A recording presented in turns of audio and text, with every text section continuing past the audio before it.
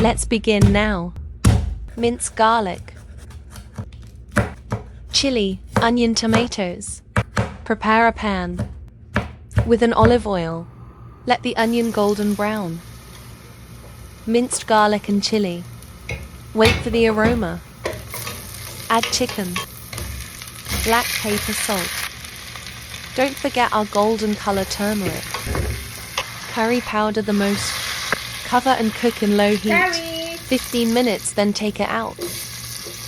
Add tomato to the delicious chicken juice. Add 1 cup of yogurt. Then lemon juice. Chicken back into that delicious gravy. Cook into low heat. Add more water, like more juice. It's tender, juicy and sourly. Into the oven for grilling. Oven is optional as long as it cooks completely. Otherwise need more 15 minutes. And 10 minutes in grill. Look at the gravy. Oven 15 minutes till fully cooked.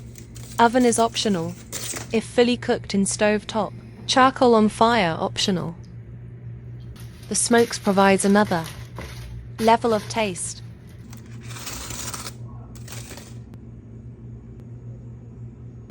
Now ready to serve.